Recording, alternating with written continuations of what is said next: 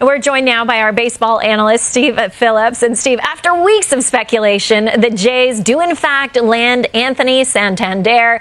Is he a good fit for this lineup, and how significant of an impact can he make?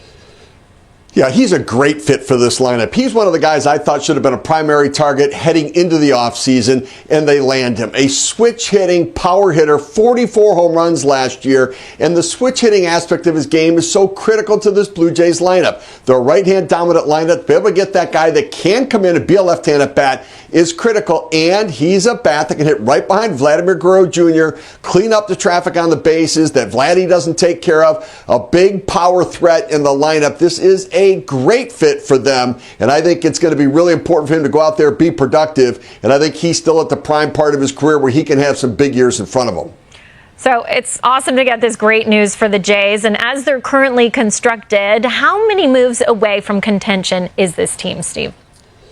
Yeah, so, it's interesting. They kept going after pitching and run prevention. In my mind, I keep thinking, I wouldn't spend any more money. If I have a limited amount of money, get me offense. They get Santander. I think if they get one more big bat in the lineup, they can make a difference. Alex Bregman could be one of those guys. Pete Alonso could be one of them. If I can only get one, I'm going to take Alex Bregman right now and keep Vladimir Guerrero Jr. at first base. If I can't get Bregman, I'll get Alonso. I'll DH Vladdy and alternate first base and DH with Alonso and Guerrero. But Bregman would be my target. But one more big bat would make a huge difference. I want to be greedy. I want to get both. And I want to be able to keep open the possibility of even trading Guerrero if I get Alonso and Bregman. But I think one more big bat gets them really, I think, in a place to compete, at least for a wild card spot in the American League.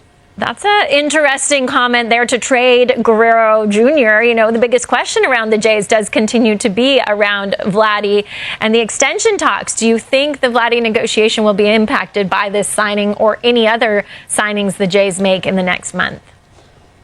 So it's interesting. I think that there's really two different ways to look at it. There's the team side and the Guerrero side. So there's no part of the additions that's going to make the team competitive that I think changes the position for Vladimir Guerrero Jr. I don't think he looks at it and says, now I really want to stay here. It's going to come down to a payday. He wants his monster payday. He's not going to get what Soto wants, but he wants to chase that deal. He wants it. It doesn't matter who's on the roster. He wants his payday. From the team side of it, I think that if they're able to get Bregman and Alonso, then I think they could start to consider pulling back on the Guerrero negotiations and potentially trade him, because they've set themselves up to compete in 2025 and beyond, even without Guerrero, and a trade could further fortify building that roster. So I think things could change for the team, not so much for Guerrero.